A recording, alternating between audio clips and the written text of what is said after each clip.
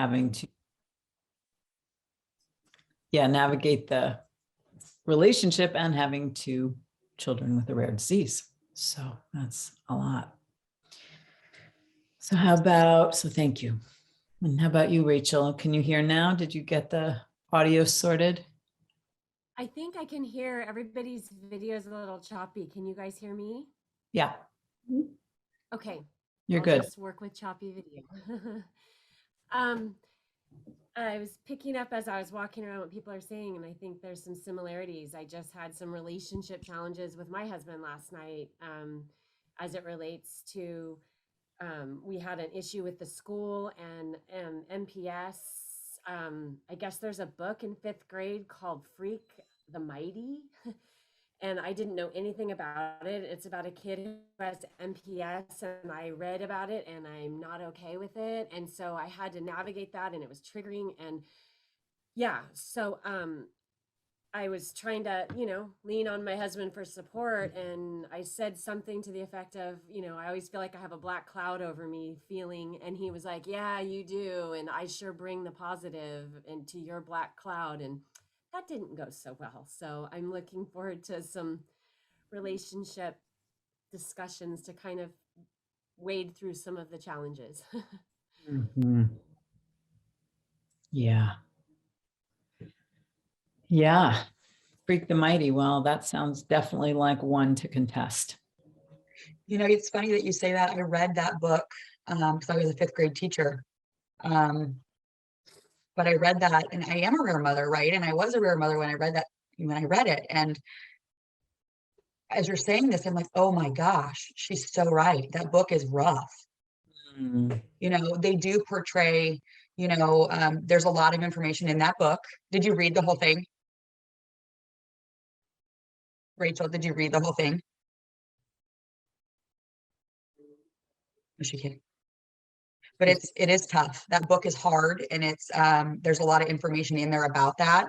And now that she's saying that from a rare mother perspective, that definitely I would think would be a trigger too, for sure. There are elements of beautiful friendship in there. Stumbled on it. Yeah, there are elements of beautiful friendship and resiliency Sure. and that kind of stuff in there. But you're right. There's a lot in there about this poor kid and his struggles. And one of the aspects, I was able to stumble on some literature, and I want to start to really dive in deeper. And I've got it resolved for my son to, he's had knee surgery on Tuesday, which went really, really well. But he can miss out on the ending of the book and gracefully catch up. And so I think I can avoid it, but it brought up a lot of thoughts. And,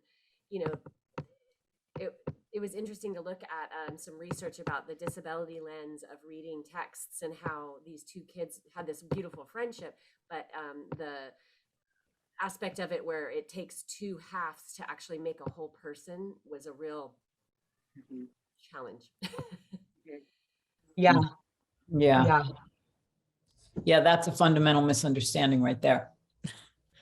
Since we are inherently whole, regardless of physical, mental, emotional capacity, we come in whole. Yeah, it's good I wonder, that's an interesting thing to bring in other books. I mean, I know this is a much larger discussion about books in school. It's kind of hot topic these days, but how to bring in literature that actually points to our wholeness, and just points to these things that really are ignored sometimes, or only studied or looked at in like a religious setting, or what have you. And it's not religious, actually, because I'm all for separation of church and state myself. I mean, it's not a political group, but just saying, I think it's good. But this is not about religion. This is about the sense of self and knowing who you are, starting from as children.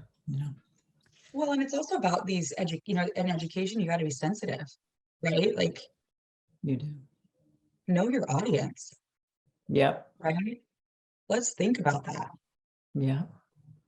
Raise some awareness here in this country. So before we meditate, Susie, what about you? How are you doing today? Doing good. I feel like nothing of super excitement to report. Just kind of chugging along, which was kind of nice to have uneventful things. Enjoying those seasons because the upheaval will come and go. Good. Let's hear it for status quo. And like just in hitting cruising altitude for a little bit, before encountering the next bout of turbulence. Great. Well, I'm so glad we're here. And I don't know, Jessica, do you want to just bring your voice in at all? You don't need to, but you can because you're here. Yeah. Hi, everyone. We just wanted to just kind of share with you that I will actually be attending these weekly meetups with Padma, and then also the Rare Mothers Roundtable. So I will be the one that's starting to host for these. And Erin, if you wanted to just kind of jump into and share a little bit, welcome to. Yeah, so given obviously the most recent medical complications with my kiddo, I don't have the big to be in places at specific times because our world is so unpredictable right now. I'll still be here as a rare mom. I'll still be here participating. I'll still be available. But I just need to pass off that hosting part of it all, and the getting things done responsibility, because I don't want to let that drop. This community is super important and it means a lot to me, and everybody here deserves way more than I have the capacity to give at this point.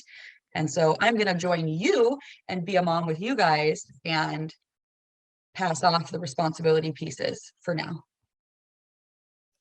So glad you're taking care of yourself, and grateful to you, Jessica, to just be able to pick up the hosting piece. Yeah. I mean, that's really what we have to do in these moments. You have to just tell the truth about what your capacity is. Yeah. Which is another piece. So, okay, great. Well, I want to just meditate a little. And then my vision for this session is just to really see, and some of you pointed to, I think everybody pointed to little bits of maybe what's needed in terms of relationship. And so I just really want to source from us what are the like really hot spots for you at this moment, or what are some places where you would want to go deeper, for instance, for those of you, Susie and Erin, who have already been here, and been through this workshop, which I'll just say is going to be different every time, depending on who's here and what we're coming in with and what's going on in the world, inner world, home, and all of it. So yeah, so that's what I wanted to talk about today a little bit, and just see what's alive. All right, so I'm going to start with, you can make yourself comfortable. I'm going to read from this book. This book is called The Radiance Sutras. It's a really beautiful book. It's ancient text translated by Lauren Roche. 112 Gateways to the Yoga of Wonder and Delight. And I feel like it's often, not always, but often really useful to drop a kind of sacred pebble into the pond, just to really as nourishment and inspiration, and see if it touches anything. Don't try and understand it. It's not about understanding. It's just let it wash over you. It's fairly simple. And then we'll meditate just for a little while. So my insight timer up here. Okay. So you can make yourself comfortable. And this one is Sutra number 89. You are stunned, powerless. You thought you knew what was going on. Now you realize you don't have a clue. You are stopped in your tracks. Everything within your skin is shaking. Enter this shaking. Get curious. Look around inside with wonder. Unmind your mind. All the walls have fallen down. Go ahead and dissolve. The one who has always been, who has seen much worse than this, is still here. Just take that to your meditation, letting your body get comfortable. You can close your eyes, you can lay down or sit up, totally up to you.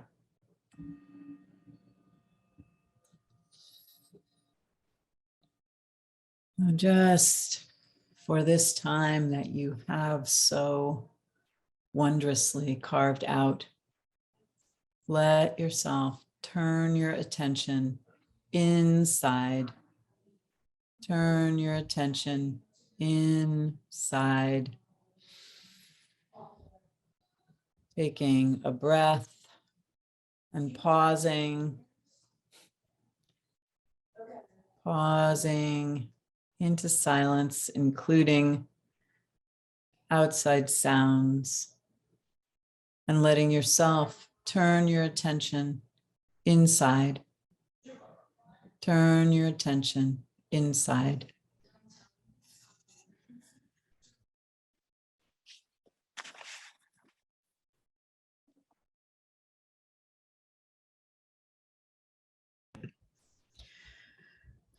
Pausing, breathing, welcoming yourself here. Allowing yourself to turn toward your breath, as your breath is an ally for meeting everything that's here.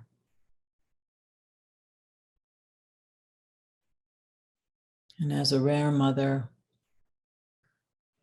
you are meeting many challenges, from the epic challenges to the more day-to-day challenges.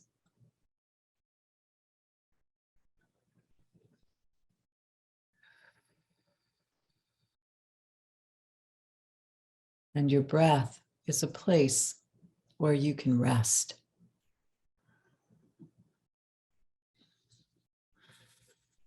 So just see if you can turn your attention and allow your breath to hold you, to be a place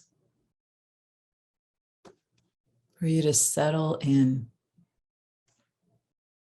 a few sacred moments for yourself. Just you and this breath. Allowing your breath to hold you. And allowing this sacred circle to hold you in everything that you are experiencing.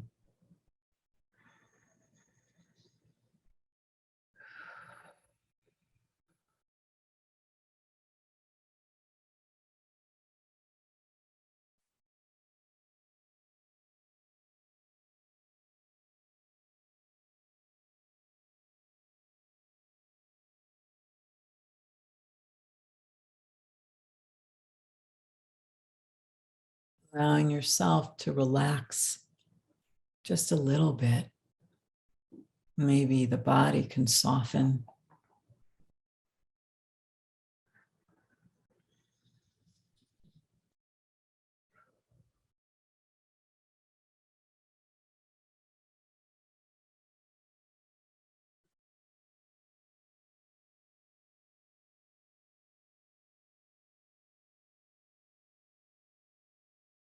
See if you can find a space inside your beautiful heart, inside the silence, inside your breath, to rest. Each breath is an invitation to rest and let go. Let go of pieces that you are holding, maybe gripping tightly. I wonder if, just for a little bit, right now, you could set down your worries, the trials and tribulations,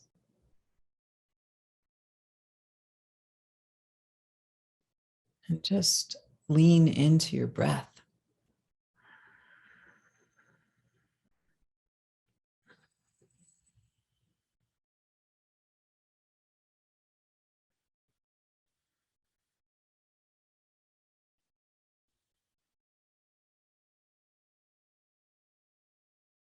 It's okay if the thoughts swirl around.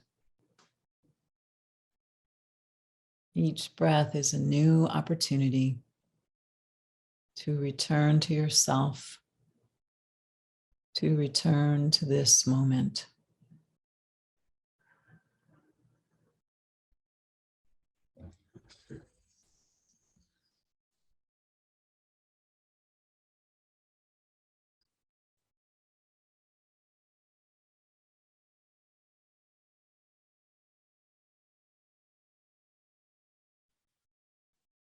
Letting the breath be your friend, a constant, an ally to bring you back.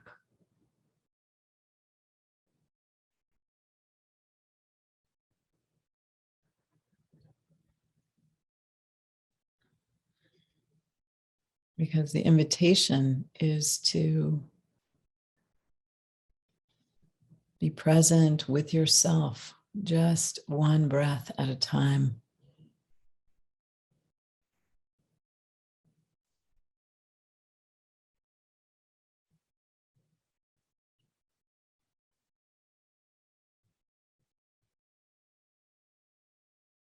It takes practice.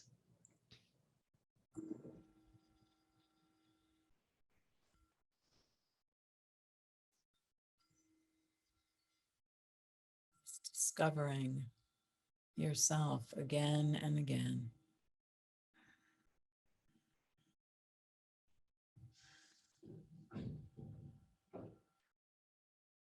So even though the bell has sounded, just take your time, rest your hands on your heart, and thank yourself. Acknowledge yourself for taking this time and for the moments that you were able to rest into your breath. Maybe it was one breath, 2, 20, 30, 100.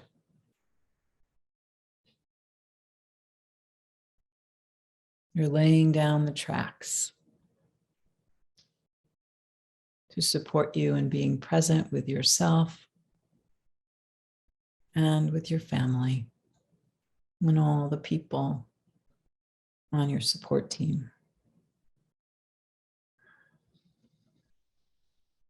So then just taking a moment to let yourself come back, and we'll just reflect on the meditation and also on what it is that you're intending for yourself for this journey, this new beginning. What are the pieces that you really want to deepen into? So we'll just journal for a few minutes and then we will have time together. So just take about 3 minutes and see what comes. And if any or all of those prompts are not for you, just let yourself journal.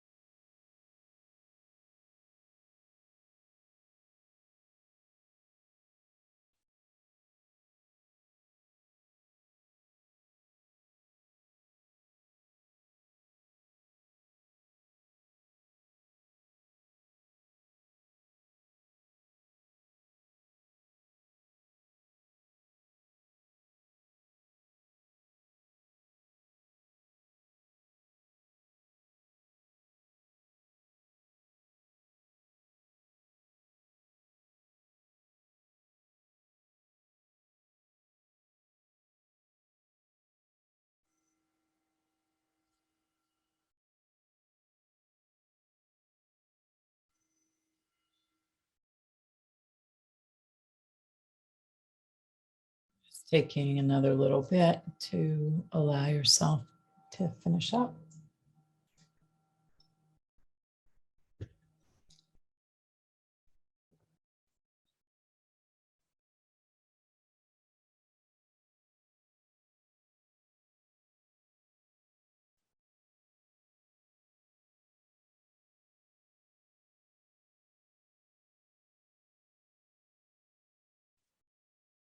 Curious what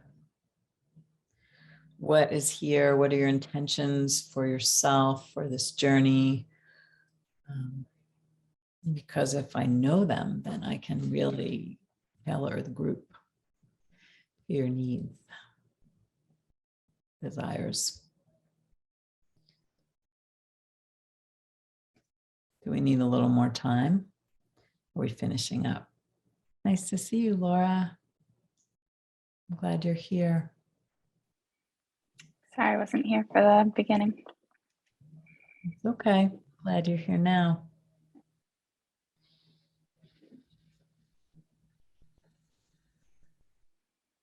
Oh, what's here for everyone? And Laura, you're welcome to just bring in your voice to check in. We did that a little at the beginning. But you don't need to jump in. You can take your time and feel yourself here. No pressure. Yeah, I'm okay. Yeah, I felt a little unmoored recently. We traveled a bit as a family, rented a house for a month, and then I lived at my parents' house for 3 weeks after that, while my son was in an intensive therapy program. So I just came home after 7 weeks away, which is a nice feeling. So that feels Yeah. Welcome home. really good. Yeah. Yeah, that's a lot of awareness with the kids, especially. Do you have any You intention? pulled it off. You did. No 911 calls. Awesome. I don't know the complete prompt, but I know that my journey right now is centering around self-compassion, and that is something that I just need to keep doing for myself and for my relationships. And yeah, acknowledging my thoughts and figuring out which ones are serving me and which ones aren't. If they're not serving me, then limit that type of thought. Maybe not say like none of them, but like, all the what ifs. Mm. It's like, okay, I'm allowed one what if thought today. Mhm. Sounds like a disciplined practice. That's great. Yep. Choose where we let our mind go. Be discerning. Great. Thank you. What else is here that you want to share? What else are you intending, or what's arising?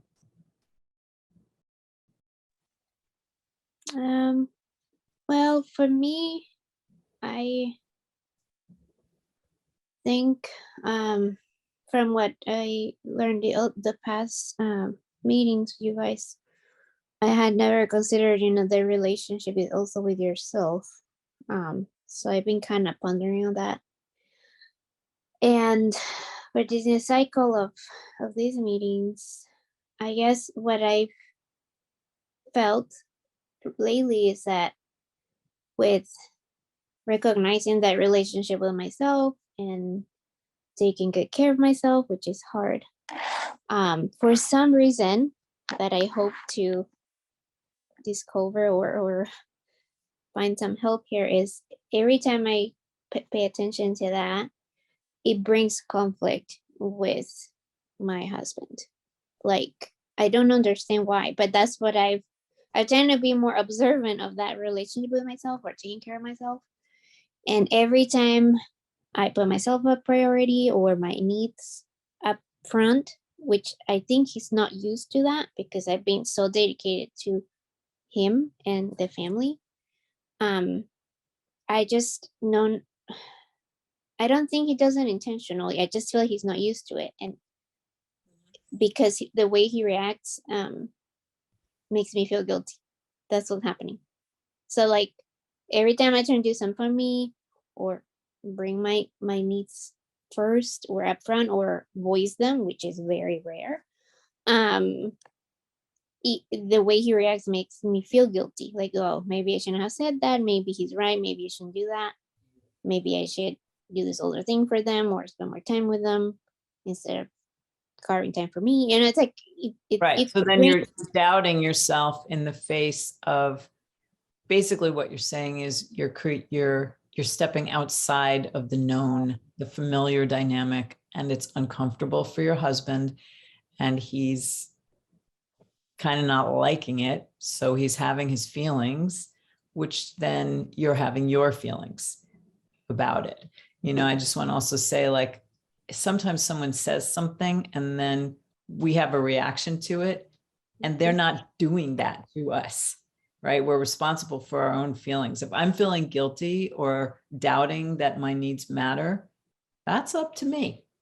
Now, the response that comes from the other person might be supportive and might not be supportive. It sounds like in this case, it's not supportive because he's kind of like, what are you doing here? You're like mixing it up, changing the way, changing sometimes, you know, I talk about the tension. It's like two people are just holding two ends of a rope and one person decides to like give some slack. The other person has to reorient or they're going to fall down. So you're in a moment of reorientation. And I just want to say it's great that you're expressing your needs. Also, when something like expressing needs is new, anything that's new, I'm not super skilled at it. I don't know how to do it gracefully, maybe. I just blurt it out. It could be all kinds of things. So it's a great piece to work with here in this container. And I've seen a lot of nodding. So I know that we all understand how this, you know, shifting. And it's really important as a rare mother to prioritize your self-care because you are the lodgepole of your family. And it I all, think you know, really important for the stability of your world. exactly. And I think that's why it makes it hard because I'm always a stable person here and I avoid conflict. So when I saying something or trying to do this new thing of me being important creates conflict, then I stop doing it because I avoid that. I don't like conflict. You know, everything else with the boys, it tends to be chaotic. So I don't know if I should be adding more to the stress we always have.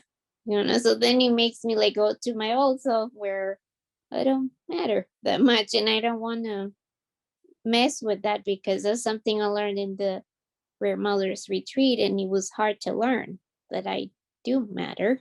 You do matter. Yes. So You just described it really well. I break out of my pattern and then something happens and people have their feelings about it. And so I just go back into my pattern. Well, because you're here tells me that you actually are ready to kind of bust out of that pattern. And if you come to these workshops, you will grow, which means that your family will also grow and adapt. You're leading evolution, I just want to say. So trust that your needs matter, and we are here to support you in staying the course gracefully with kindness. One of the things that hit me this week when we were in the hospital with Quincy was, you know, the group dynamics, right? Storming, norming, forming, you know, and you think about it in relation to groups of people, right? And I feel like as rare families, we go through that And it's not even, we don't even go through the whole cycle sometimes. Sometimes it's storming for a really long time and you're craving for the norming, right? Or you go to storming and then reforming, or you go backwards. And it's like this weird thing. And so my husband and I were talking about this last week, and we were like, well, what if before we had a conversation, we kind of identify what stage we're in, right? It sounds so silly, but it's like, where are we at right now? You know, and for me, sometimes when I get frustrated, I'm just hyper emotional. And so for me this week, I had to say, I'm so hyper emotional right now that I need to talk, and I need to not be held to like a place where I'm like expected to have direction in my thoughts right now. I just need a brain dump, you know, or I need this. And he'll say, I'm right here with you, you know, or things like that. And, you know, giving him that and being able to tell, or I just don't know where I'm at right now. You know, and I felt like this week we were in that, you know, and every time our kiddos get sick or a new thing happens, it's like your life is constantly going in this storming, norming, reforming, and it's never going to get back to it. And I've quit saying, like, when it gets back to normal, what is that? I don't know what that is. You know, I was lucky to maybe think I had an idea for a little while, right? But normal for me, I think, is just maintaining relationships that matter and being level-headed and taking care of myself, no matter what phase I'm in. Well, yeah, you brought up so many good things. Naming your feelings, and it's accurate reporting. Oh, this is what's going on with me. And then also, and everyone here has a male partner, and men very often just, I mean, my partner does this all the time. I can't even say anything to him and he's giving me a solution. I have to say to him, honey, I'm just wanting just to be heard. I'm not looking for a fix, you know, because I'm just not. Also because women, I think we often tend to think out loud. It's like external processing. But so yeah, asking for what you need. Oh, I just need you to listen. This is where I'm at. I love that you could say to your husband, oh, my thoughts are totally scrambled. I'm not going to make any sense. Can you please just witness, really? And then he does that. You've organized that. You've, you know, connected those circuits between you. So. And intentional reinforcement has been a big one. Like, he kicked a doctor out of our room that was not being very nice this week to my son and told him rats that stay on oxygen die. That's what he told my kid. Oh. And my husband took the moment to basically get this man out of our situation entirely. And I've been very, very intentional on the reinforcement piece of that. And I looked at him in that moment and I said, that's hot, is what I said. And I tell him all the time how sexy that is. And he's like, oh. And so then I'll do more of it, you know, and it's like, I'm just trying to be very careful to validate him in those moments. You know, yeah, it's something you want them to do. It's something they should do anyway, but they don't always think about it, I don't think. Yep. Validation, super important. And I love that you tell him he's hot when he does it. I have the hottest husband on the planet. A little biased, but it's true. I'm sure he is. It's great, Erin. Oh, beautiful. I was thinking that too when you were talking about intention, Erin, and I was thinking about that with what Karen was saying too, about how, like, I'm wondering if it could help to have a precursor conversation with your husband about, like, here's my intention. My intention is to be a better wife and mother by taking care of myself. I'm not trying to, you know, shirk that, even though he probably knows that, but just needing that reinforcement of, like, when things are wobbly, and adjustment of just being like, this is how I, you know, can be the best wife to you and whatever. But sometimes, like, stating that intention to yourself, having to verbalize it, stating that intention for the relationship can just be such a helpful, like, framing, you know, box or like circle around the feelings and details that, you know, get hashed out in the middle. Well, especially if men are so solution minded, right? If you give them the solution, my goal here, my solution, you know, my end goal is to be a better wife. So I need you to do this. This is the solution. This is how we fix this problem, you see. So you listen to me, you know, and making it clear, maybe, I don't know.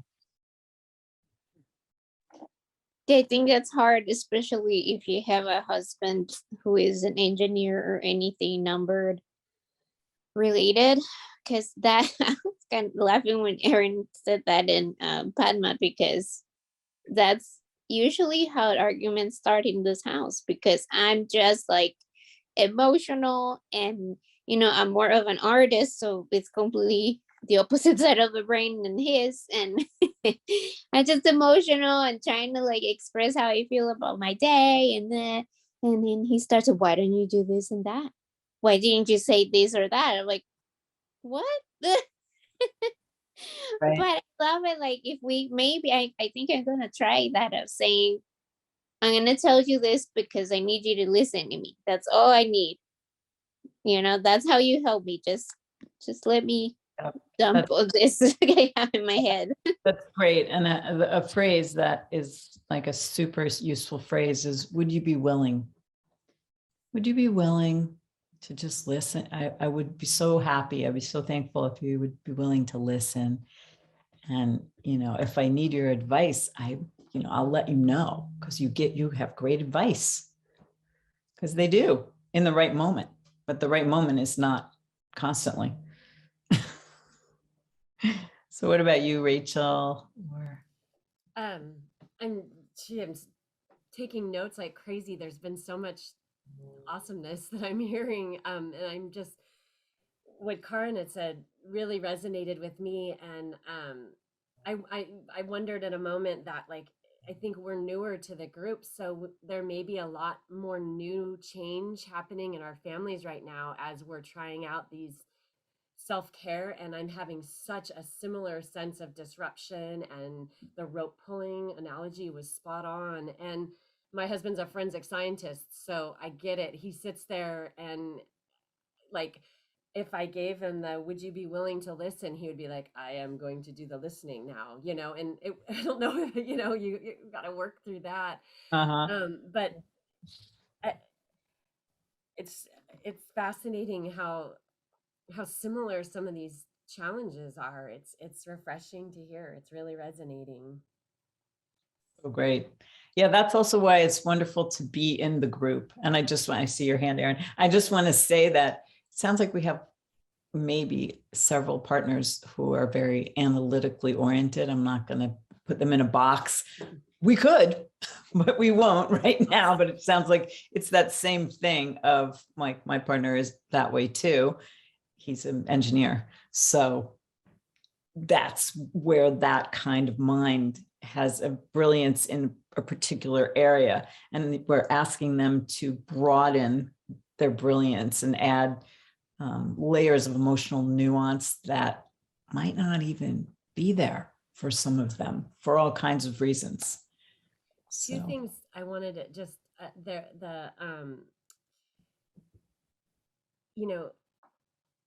the inability, like last night when we had our conflict, he was like, don't you have your mom's group tomorrow? Like, you'll get it fixed there, which I thought was like, yeah, we had a conflict and now you can probably come back and have that worked out or something.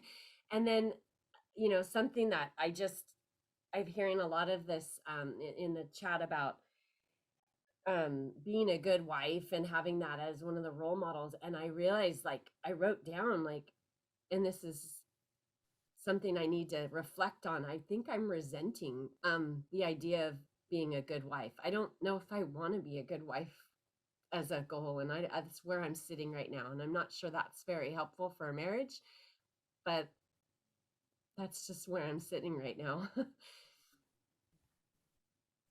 I agree to Rachel on that. Not that it's a bad thing to be a good wife. I think, Rachel, what we feel is that that's not our priority. It's just like, when I think about that concept, like, I want it. Of course, I want to be a bad partner who wants that.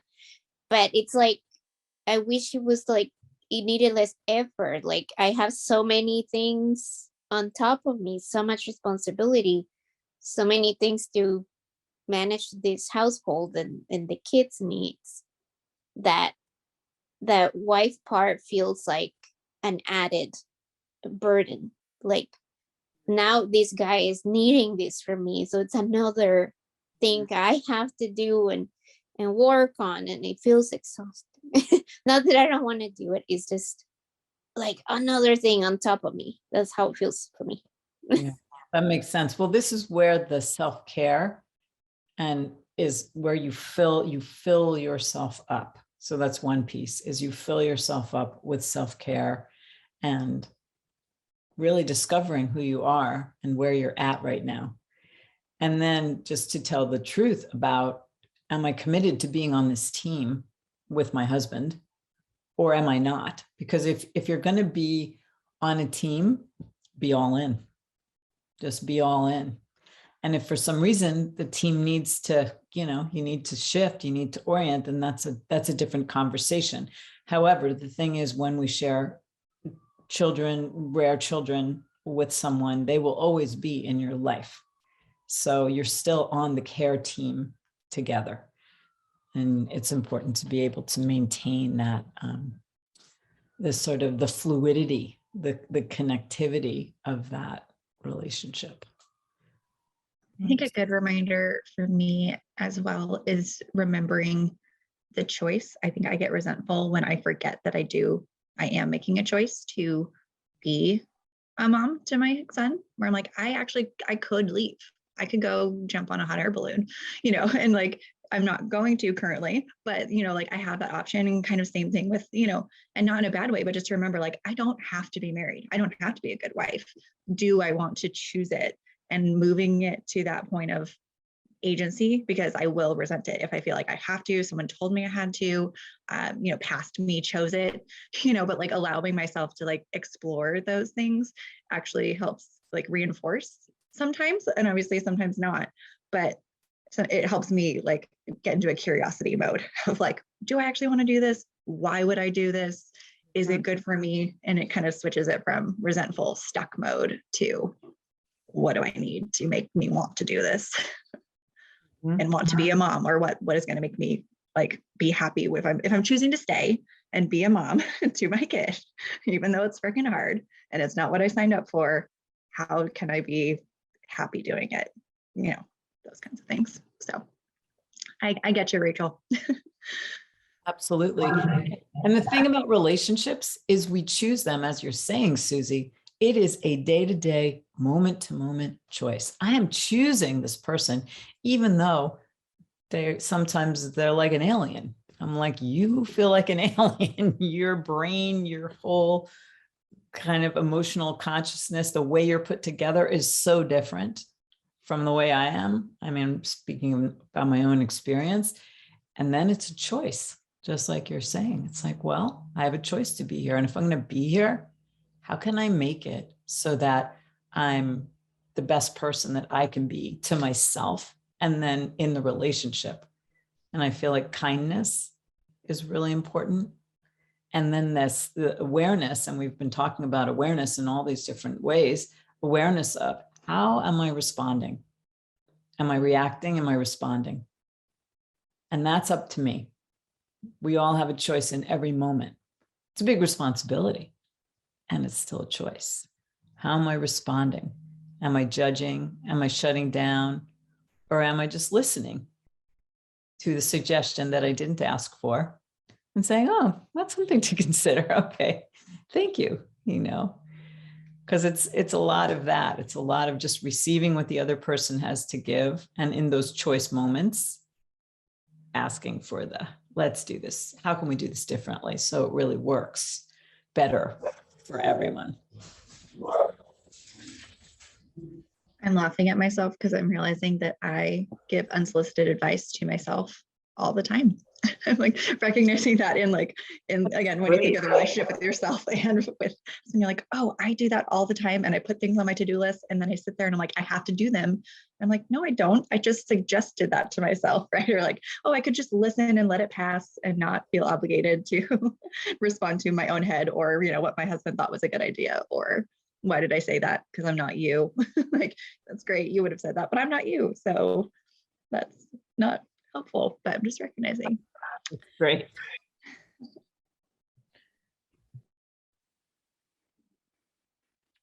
I'm wondering, the amount of emotional like vulnerability that comes with being in such an intimate relationship.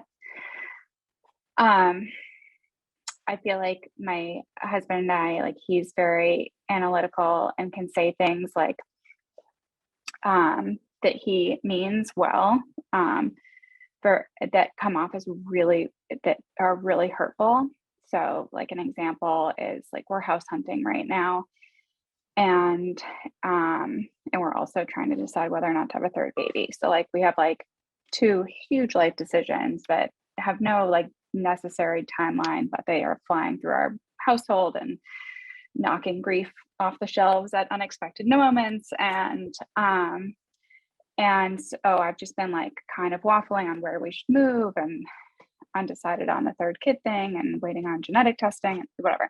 So in all of this, a couple of times it's come up where he says something along the lines of, you don't know what you want, or like, and it can come off as really harsh. But you know, I think that it's intended of like, like, let's think about what you like, I don't know, like he knows me so intimately. He's experiencing this roller coaster in the same way. And this is like how he puts it out there.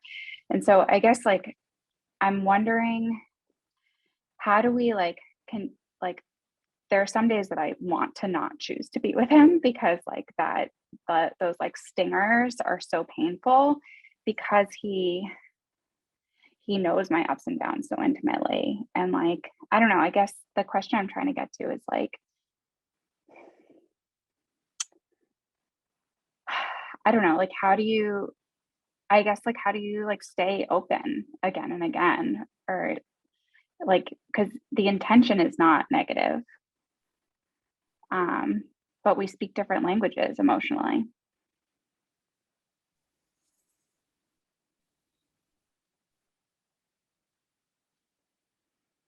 Say something. I'm wondering if anybody else wants to reflect on that.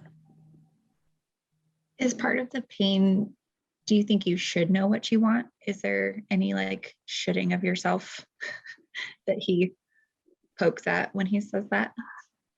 That's so interesting. Yeah, I mean, I desperately would want to know what I want. Mhm. Mhm. Yeah, I just wonder, because it's like, if who knows what they want, you know, like, and you can slowly figure it out. But I don't know, wondering about the like, it'd be nice if we knew the future or knew what we wanted. But I think I'm learning to just kind of live in that uncertainty of like, yeah, maybe I don't know what I want, but I'm hoping we'll find it along the way, you know, or like, what are the steps that I need to take to figure out what I want? And I don't know, but I'm just wondering if that can take some of the edge off, is the like thinking that you should know and you have to know now, or you have to like A, then B, or like, can we actually do B, then C, then maybe we'll figure out A. I don't know. Because you don't know. I think you're just You don't really know. letting it out that you don't know. And what I noticed that you did, Susie, that Dave wasn't doing in his naming of telling you that you don't know what you want. And what Susie just did differently was she asked a question. She brought curiosity. I'm wondering if, right? So that's perhaps one way to, this is not answering your question, but this could be one possible way to.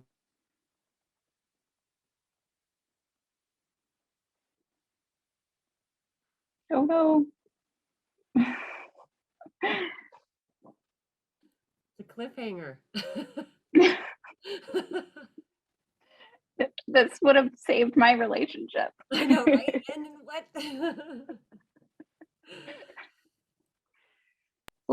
Well, we wait on Padma. I have to say, Laura, that what you're going through, I go through all the time with my very analytical husband.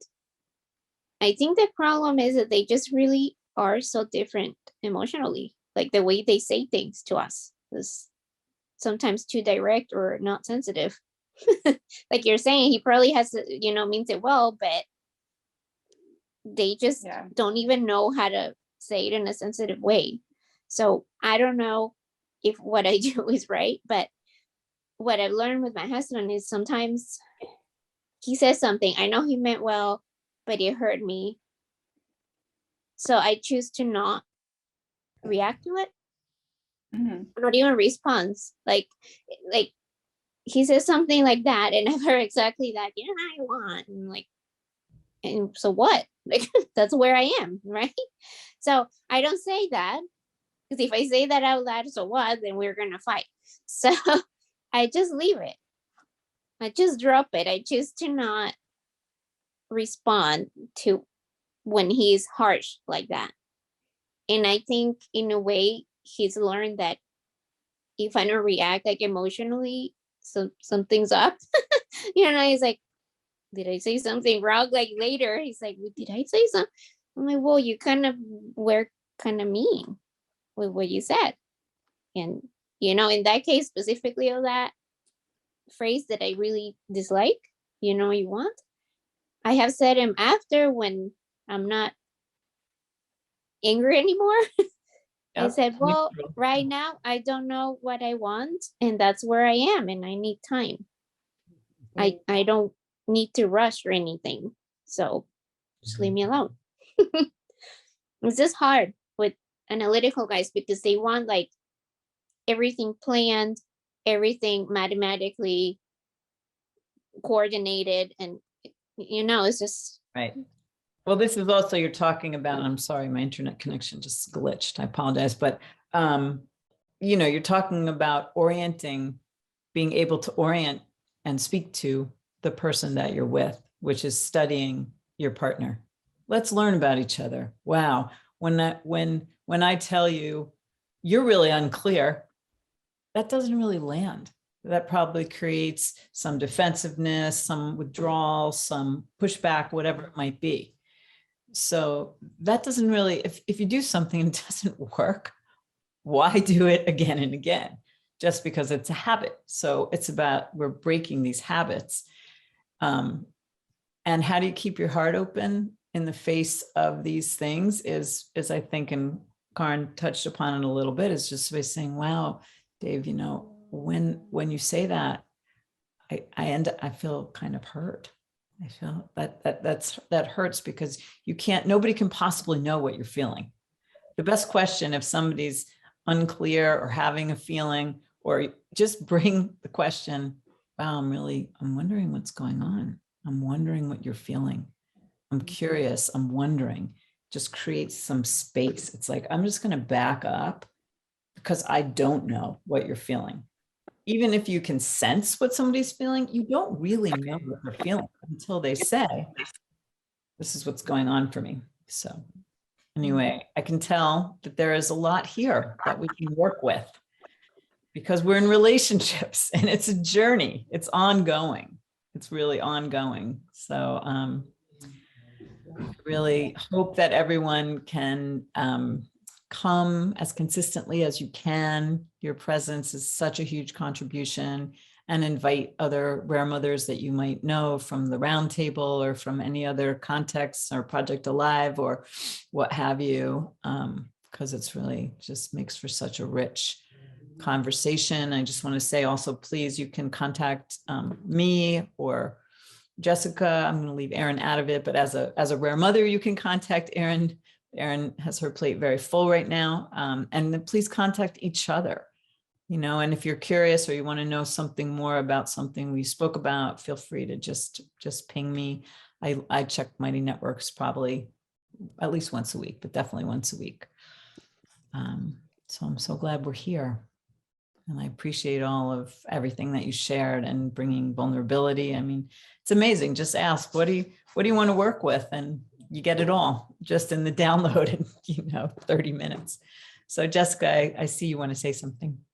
Oh yeah, I think just to kind of add to Laura and your question, and even going back to this whole concept of vulnerability and how vulnerable can you be in these relationships. And I think that going back to even just kind of like expressing your needs is really important. And I'm not sure if it's something that is doable in those moments, but kind of what Padma was saying was nobody can really ever understand how we're feeling unless we express those feelings to them, right? And a tool that I've used and I've learned in the past is, in terms of communication, is bringing in that curiosity and saying, you know, in those moments, you know, I noticed that, you know, in these times of chaos and stuff, you say to me, I don't know what I want. And when you say those things, like that really, like that actually hurts, because, you know, X, Y, Z, and then kind of leave it open-ended, especially maybe for more of those like analytical people, where it's just like,